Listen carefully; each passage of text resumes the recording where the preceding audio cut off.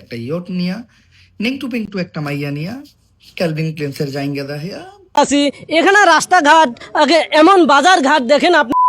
আপনাদের কি মনে আছে আজ থেকে ঠিক 1-1.5 বছর আগে গ্রামের একজন খুবই সাদামাটা মানুষ ভাইরাল হয় অনলাইন জগতে, যে কিনা দৈনিক কাজকর্ম তুলে ধরে এবং চন্দে চন্দে কথা বলে হাজারো বাঙালির করে নিয়েছিল মন জয়। আমি কথা বলতেছিলাম আপনারা আমার সবার প্রিয় রিপন মিয়াকে নিয়ে। আর এই রিপন মিয়াকে বাংলাদেশে চিনে না যে এমন কোনো মানুষ বাদ নেই, কারণ তিনি ছিলেন একজন খুবই সহজ সরল মানুষ। আর 2026 সালে এসে আমি বলবো রিপন মিয়ার দিন শেষ, তাজু ভাইয়ের বাংলাদেশ। কারণ বর্তমানে বাংলাদেশে সোশ্যাল মিডিয়া কাঁপাচ্ছে তাজু ভাই ঠিক রিপন মিয়ার মতো করে। তাজু ভাই কুড়িগ্রামে নারায়ণপুরে জন্মগ্রহণ করেন, খুবই দরিদ্র ফ্যামিলির এক ছেলে। দেখতে শুনতে হয়তো আপনারা আমার মতো সুদর্শন না, ভালো দামি কাপড় চোপড় সে পরে না, হয়তোবা তার শিক্ষাগত যোগ্যতা অনেক কম, কিন্তু তিনি যা করেছেন তা একজন শিক্ষিত মানুষও করতে পারেনি। তার একটা ভিডিওতে আমি দেখলাম সে গ্রামের একটা কাদাযুক্ত রাস্তায় দাঁড়িয়ে সরকারের কাছে আবেদন করতেছে রাস্তাটা ঠিক করে দেওয়ার জন্য, কারণ তাদের যাতায়াতে অনেক অসুবিধা হচ্ছে। তাই তার এইসব কাজকর্ম দেখে আবার অনেকেই হাসাহাসি করতেছে। হ্যাঁ মানলাম উনি হয়তো ঠিক মতো গুছিয়ে কথা বলতে পারে না, আপনার মতো শিক্ষিতও না, কিন্তু উনি যেটা করে দেখাচ্ছেন সেটা বাংলাদেশের কোনো শিক্ষিত মানুষও করে দেখাতে পারেনি। তিনি যে বিভিন্ন সমস্যা তুলে ধরতেছেন সেটা বাংলাদেশের কোনো সাংবাদিক তুলে ধরতে পারেনি। আমাদের দেশের সাংবাদিকেরা ব্যস্ত কখন কোন জায়গায় কে ভাইরাল হয়েছে তার ইন্টারভিউ নিতে,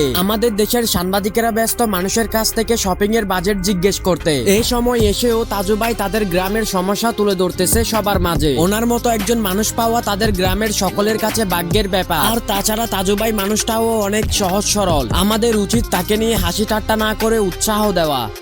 এইবার যাওয়া যাক উমর আর অপুর বিষয়ে। উমর ভাই যে কিভাবে অপুকে ঠান্ডা মাথায় বাস দিয়েছে সেটাই আপনাদের মাঝে তুলে ধরবো। রিসেন্টলি ঘইটা যাওয়া একটা ঘটনা, বাংলাদেশের কোনো এক গণ্যমান্য জঘন্য ব্যক্তি আর কি, যারে বরাবরই আমরা সম্মানের সাথে অসম্মান করছি, তো দেশের বাইরে একটা ইয়ট নিয়া নেংটু পেংটু একটা মাইয়া নিয়া ক্যালভিন ক্লেন্সের জাইঙ্গা দাহিয়া কিছু উরকিস দুরকিস ভিডিও বানাই। ওয়ান সেকেন্ড বস, উমর ভাই এখানে যেই ভিডিওগুলোর কথা বলতেছে আমি একটু আপনাদেরকে সেই ভিডিওগুলো দেখাই।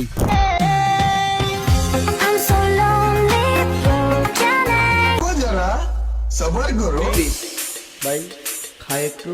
ওকে, কয়টা বাজে এখন? 12টা চাই।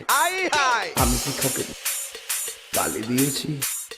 কথা কি ক্লিয়ার? হ্যাঁ না ভেজাল আছে?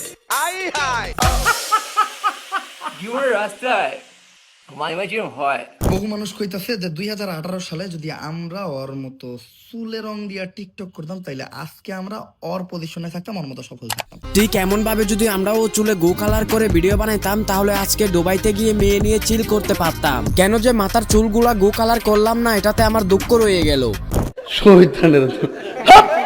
ধরেন ভাই আপনার আমি একটা ইয়ট দিয়ে দিলাম, লগে একটা নেংটু বেংটু মেয়ে দিয়ে দিলাম, তো আপনি কি ওর মতো ভিডিও বানাই সোশ্যাল মিডিয়াতে ছাড়তে পারবেন? এই সৎ সাহসটা কি আপনার আছে? না বুকে হাত দিয়ে কোন ওর মতো সুদনামি করে কি ভিডিও আপনি সোশ্যাল মিডিয়াতে ছাড়তে পারবেন? জীবনেও পারবো না ভাই ওর মতো চুতনামি করে ভিডিও ছাড়তে। আর তাছাড়া একজন ভদ্র ফ্যামিলির ছেলের পক্ষে এই ধরনের ভিডিও বানানো কখনো সম্ভব না। আর আমি এটাও ভালো করে জানি আমার ভাই ব্রাদার গুলা এমন না। কি বলো ভাই তোমরা কমেন্ট করো। সো এই ছিল আজকের ভিডিওটা কেমন লাগলো সেটা আপনারা অবশ্যই কমেন্ট করে বলে যাবেন। যদি বেশি ভালো লেগে থাকে তাহলে অবশ্যই চ্যানেলটা সাবস্ক্রাইব করে দিবেন। টাটা বাই বাই, আল্লাহ হাফেজ, দেখা হবে নেক্সট ভিডিওতে।